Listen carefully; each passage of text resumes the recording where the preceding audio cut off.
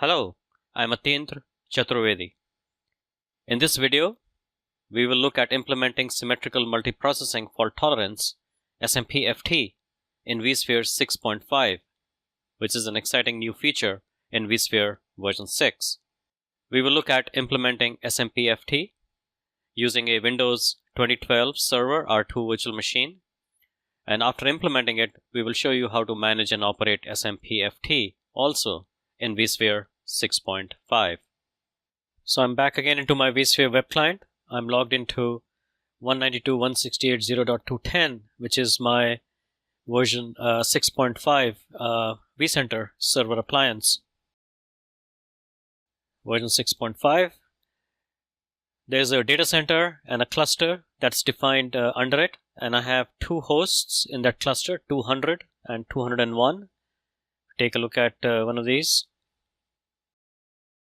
It has the local data store and then two other data stores which are iSCSI data stores that are attached to it, and the same thing with host.201. This is the local data store, and then there are two other data stores, A and B, which are iSCSI attached common shared data stores. And both these servers, .200 and 201, are in the packed pub DC cluster. I right click on that, and what we can do is look at the settings for this cluster. So the DRS automation is fully automated, and I basically the migration threshold apply both priority to 1, 2, and 3, and the options here are basically again all standard options for DRS. I changed nothing. I just when I created the cluster, I had the opportunity to turn DRS automation on, and I basically did that. I then looked at the EVC, and I enabled EVC, and I enabled it to the Intel Nehalem generation, which is appropriate for my system. So that was done as well. And with EVC enabled and DRS enabled, obviously I enabled HA as well here, and so the cluster is also running HA. So if you go to the summary for the cluster, you can see the cluster resources. There are two hosts, and it's running an EVC mode Nehalem generation. DRS is balanced, and it's fully automated. Okay, so that's my cluster.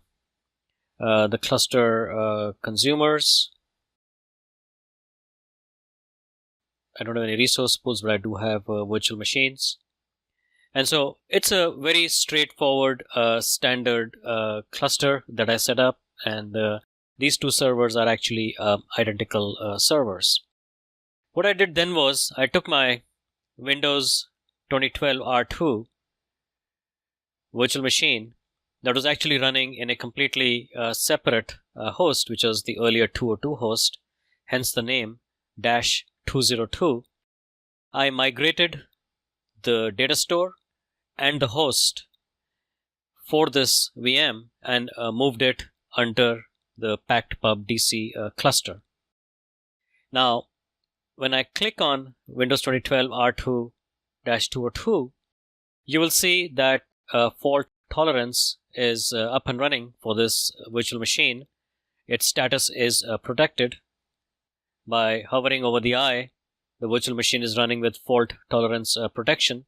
The secondary VM is running on host 201, and the primary VM is running on host 200. And that's the current bandwidth usage. Now, I only have 1 gig connection between this, so when I started up fault tolerance, now obviously this is symmetrical multiprocessing fault tolerance, which is valid for version 6.5, although legacy can be invoked by working on some advanced parameters. Now scroll up, and I look at the summary.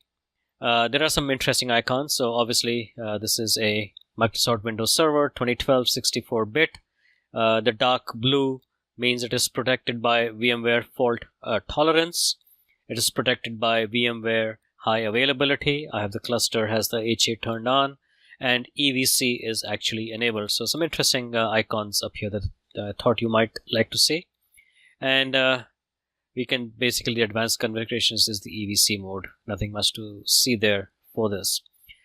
Okay, so let's scroll back down to our fault tolerance. So right now this system is, or this virtual machine, Windows 2012 R2-202 is protected by symmetrical multiprocessing fault tolerance. When I right click on that, I have the option of turning off fault tolerance, suspending fault tolerance, or testing the failover. We can look to test the failover, look at the recent tasks, and basically now here we go, and the secondary VM is now starting. So the virtual machine is powered on, has at least one enabled secondary VM that is synchronizing its state with the primary VM, and that takes a little bit of time. You can see that the secondary VM location changed from being at .201 to .200. After a few minutes, we look at the fault tolerance status. It's protected again, and what has happened is the secondary virtual machine is now running on host 200, which is where the primary machine was initially located. Okay, so what else is possible? This is all standard stuff with fault tolerance. I could migrate this secondary also to a different host if I had a third host. I don't have that. I could do a test restart of a secondary. Kind of did that right now. I could suspend it and restart it, resume it afterwards. It takes time. Let me turn off fault tolerance and then turn it back on, and you'll see that process also. Really, there's nothing much to see. What I'll do is I'll show you the recent task actually starts up, and then it takes quite some time for the virtual machine to actually set up.